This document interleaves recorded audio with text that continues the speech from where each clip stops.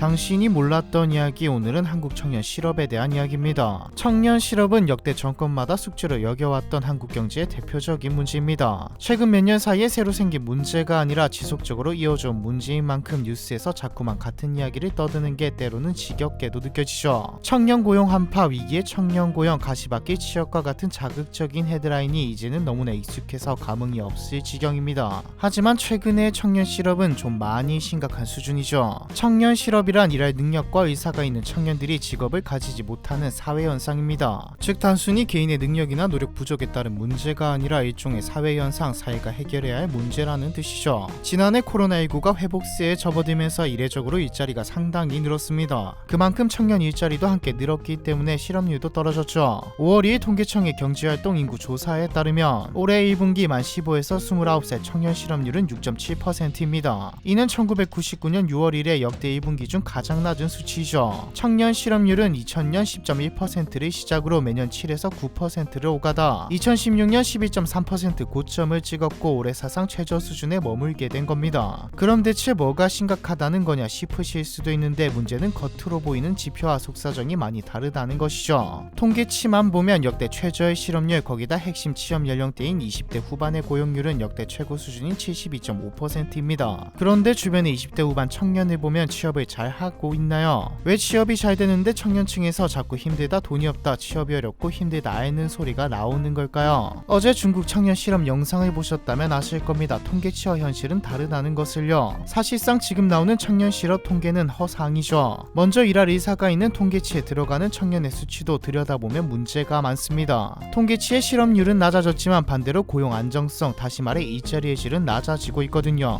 일자리의 질이 낮다는 게 흔히 말하는 전공과 다르다, 원하는 직장에 못 들어갔다, 대기업 중견이 아닌 중소기업에 취직했다, 이런 것도 아닙니다. 올해 3월 기준 청년 취업자 수 증가세를 홀로 이끄는 업종은 다름 아닌 숙박 및 음식점업이었죠. 숙박 및 음식점업의 전체는 아니지만 대부분은 일반적으로 근속기간이 짧고 이직과 전직이 매우 빈번한 고용 안정성이 낮은 업종이죠. 한마디로 우리가 흔히 말하는 알바라는 말입니다. 게다가 고금리와 경기 둔화 등으로 향후 내수 소비가 나빠지면 직격탄을 맞을 수 있는 업종이죠. 또한 통계청 데이터를 살펴보면 상용 근로자는 감소하고 임시직은 늘어나고 있는 추세라는 걸 알 수 있습니다. 올해 3월 근로계약이 1년 이상인 청년층 상용 근로자는 전년 대비 45,000명 감소한 반면 계약기간 2개월에서 1년 미만인 청년 임시직과 계약기간 2개월 미만인 청년 일용직은 각각 13,000명, 10,000명 남짓 늘어났죠. 한마디로 현재 최저 수준까지 떨어진 청년 실업률은 멀리서 볼 때는 희극이지만 자세히 들여다보면 비극이나 다름없는 수준인 상황입니다. 그리고 사실 가장 중요한 문제는 쉬고 있는 청년들입니다. 일할 능력과 의사가 있는 청년들이 직업을 가지지 못하는 사회현상. 이 말은 일할 의사가 없는 청년은 이 통계 안에 들어가지 못한다는 말이죠. 실제로 실업자는 줄었지만 취업자도 줄었습니다. 청년 실업률에는 쉬는 청년이 포함되지 않기 때문이죠. 쉬는 청년이란 말 그대로 취업 준비나 구직 활동 없이 아무런 경제 활동을 하지 않으며 그냥 쉬고 있는 청년을 뜻합니다. 일본에서 먼저 시작된 용어인 니트족이라고 보시면 되죠. 이 쉬는 청년들이 현재 급증하고 있는 추세입니다. 2023년 3월 기준 통계청의 경제활동 인구 조사에 따르면 쉬었음이라고 대답한 청년층은 40만 8천 명입니다. 역대 최대치를 기록한 2월에 49만 7천 명보다는 줄기는 했으나 청년층의 30대까지 포함시키면 무려 68만 3천 명에 달하죠. 이들은 실업자로 잡히지도 않기 때문에 실업률이 떨어지는 일종의 착시 효과가 생긴 겁니다. 그런데 왜 그냥 쉬는 청년들이 급증하고 있는 걸까요? 다들 돈이 많아서 더 이상 일을 하지 않아도 되는 상황인 걸까요? 아니죠. 대부분의 쉬는 청년들은 부모에게 의지하고 있고 이마저도 힘들면 어떻게든 남은 돈을 쪼개 궁핍하게 살아가고 있습니다. 크게 두 가지 이유로 분석되는데 첫 번째 이유는 원하는 일자리를 찾지 못했기 때문입니다. 원하는 일자리를 찾지 못했기 때문에 쉬고 있다는 건 다른 일자리는 있으나 내 이상에 맞는 일자리에 취업하지 못해 쉬고 있다는 겁니다. 여기서 내 이상에 맞는 일자리란 보통 대기업이나 중견기업을 뜻하죠. 청년 고용 상황이 악화된 가운데에서도 청년들은 여전히 대기업 공공기관 위주의 일자리를 준비를 선호하는 것으로 나타났습니다. 취업 포털 인크루트에서 2023년 3월 대학 졸업 예정자 및 졸업자 653명을 조사한 결과 54.4%가 입사 시 희망하는 기업 규모로 대기업을 선호했죠. 왜 청년들은 대기업을 선호하는 걸까요? 뭐 대기업을 선호하는 거야 당연한 건데 왜 취업이 안 되는 상황에서도 대기업을 고집하는 걸까요? 이는 한국의 높은 대학 졸업률과 관련이 있습니다. OECD 교육지표 2022에 따르면 2022년 기준 한국 청년층의 대학 졸업자 비율은 69.3%로 OECD 회원국 중 1위를 기록했습니다. 사실 많은 돈과 시간을 들이고 대학을 졸업했는데 단순 노동을 하는 일로 가기란 쉽지 않습니다. 내가 이만큼 돈과 시간과 노력을 들였는데 이런 심리가 크죠. 이전 세대는 대학을 가는 인구가 그렇게 많지 않았습니다. 그래서 일자리 수요와 공급도 어느 정도 맞았죠. 하지만 대학을 나온 사람들이 잘 사는 것을 보고 자식들을 모두 대학에 보내면서 이전 세대의 대졸 석사 박사들이 맡았던 일자리의 수는 많이 늘어나지 않았지만 대졸 석사 박사들만 늘어난 상태입니다. 실제로 학력이 높을수록 실업률도 높아지는 현상이 나타나고 있죠. 오히려 조금만 서울에서 멀어지면 직종이 사무직이 아니면 일자리 부족 현상을 겪고 있습니다. 외국인 노동자가 없으면 안 돌아갈 지경이죠. 그냥 쉬는 니트족 청년들이 증가하는 두 번째 이유는 계속되는 취업 실패 경험으로 인한 심리적 어려움입니다. 취업 준비 기간 동안 겪는 불안과 우울감 등의 부정적 감정으로 취업을 포기해버리는 청년들도 적지 않죠. 2022년 12월 서울시에서 조사한 고립은둔 청년 실태 조사 결과에 따르면 서울시 거주 청년 중 약 4.5%가 고립 또는 은둔 상태인 것으로 밝혀졌습니다. 생각보다 많지 않네라는 생각이 들 수도 있지만 고립 또는 은둔이라는 말은 최악의 상태라는 말이죠. 4.5%라는 수치는 그냥 쉬었다는 청년의 최소 수치라는 말입니다. 여기서 중요한 것은 이들이 고립 또는 은둔 생활을 하게 된 계기입니다. 실직 또는 취업의 어려움 때문에 은둔 생활을 하게 됐다고 답한 사람이 45.5%로 가장 많았거든요. 그리고 반드시 고립 은둔 청년이 아니더라도 취업시장에 뛰어든 청년들은 각종 부정적인 감정에 시달리고 있죠. 중소기업 중앙회에서 진행한 2022년 청년 일자리 인식조사 보고서에 공개된 데이터에 따르면 청년들이 구직 활동 중 가장 많이 느낀 감정 중 불안이 72.2%로 가장 많았고 다음으로 무기력이 47.5%, 우울함이 42%를 차지했죠. 여기까지만 봐도 문제인데 최근 들어 한 가지 문제가 더 생기기 시작했습니다. 바로 신입이죠. 기업들이 갈수록 신입사원을 뽑으려 하지 않거든요. 전국경제인연합회 고용정책팀장 김용춘은 이렇게 말했죠.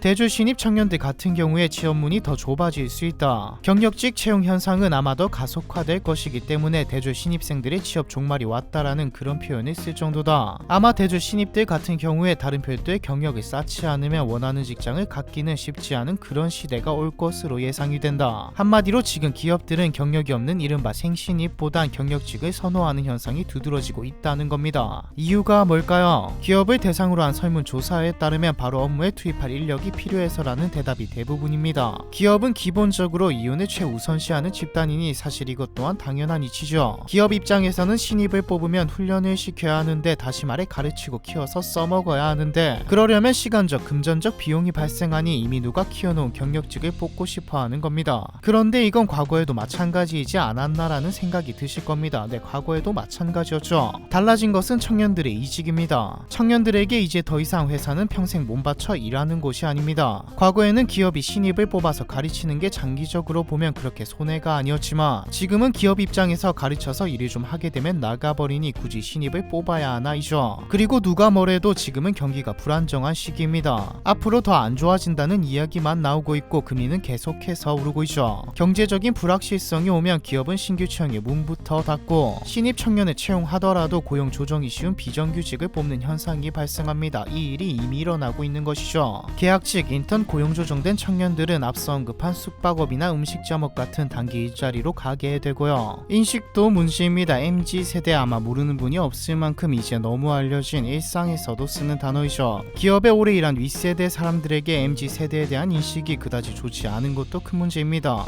요즘 대기업 임원들 사이에선 삼류주의보라는 말이 유행이라고 하죠. 삼류는 상사의 업무 지시에 이걸요 제가요 왜요 라고 되묻는 젊은 직원들의 반응을 일컫는 신조어입니다. 기성세대는 군소리 없이 상사의 지시를 따랐던 반면 요즘의 MZ세대는 무조건 지시를 따르기보단 자기 권리를 우선시한다는 말이죠. 실제로 SK그룹에서는 성과급에 불만을 품은 4년차 SK하이닉스 직원이 최고 경영자 즉 CEO에게 해명을 요구하는 내용의 이메일을 회사 전 임직원에게 보내서 화제가 되기도 했습니다. 물론 안 그런 사람이 더 많습니다. 보통의 경우 그 조직 분위기에 맞추어 묻어가려고 하려고 하죠. 하지만 확실히 기성세대에 비해 자기 주장이 강한 사람이 많아진 것도 사실입니다. 하라는 대로 조용히 일하는 게 좋다, 개인의 권리와 주장을 펼치는 것은 당연한 것이다, 옳고 그름을 따지는 게 아니라 이미 전 세대를 경험하고 살아온 사람들에게 몇몇 청년들이 튀는 행동을 하는 것은 상당히 마음에 안 드는 행동이라는 말이죠. 실제로 올해 기업들이 가장 중요하게 생각하는 인재의 덕목은 다름 아닌 책임의식이었죠. 대한상공회의소가 2008년부터 5년마다 실시하는 이 조사에서 책임의식이 1위에 오른 것은 이번이 처음이었습니다. 사실 이 책임의식이라는 게 인식에서 비롯된 것도 있지만 앞에서 말했던 이직이 큰 비중을 차지했죠. 우리가 뽑으면 올해 일을 할 거냐라는 말과도 비슷하니까요. 안 좋은 감정을 느끼고 그로 인해 취업을 포기하는 모습을 보며 또 대기업을 선호하는 모습을 보며 일각에서는 현 시점의 청년들을 나약하고 허세 가득한 존재로 표현하기도 합니다. 실제로 그럴 수도 있습니다. 과거 한국을 우스갯소리로 강한 자만 살아남았던 시대라고 표현하죠. 지금 청년이 이전 세대보다 나약하고 SNS에 올리기 위해 소득과 맞지 않는 비싼 음식점, 차와 경험을 하는 허세적인 세대일 수도 있습니다. 실제로 꽤 많은 수가 그렇기도 하죠. 하지만 그렇다고 그냥 놔둘 수도 없는 문제입니다. 두드러지는 소수가 아니라 대다수는 일을 열심히 하고 군말 없이 몸까지 헤쳐가며 일하고 있고 또 일하고 싶어 하거든요. 진짜 문제는 저번 중국 청년 실업 때 이야기했던 것처럼 청년 실업의 종착지는 정신적인 문제입니다.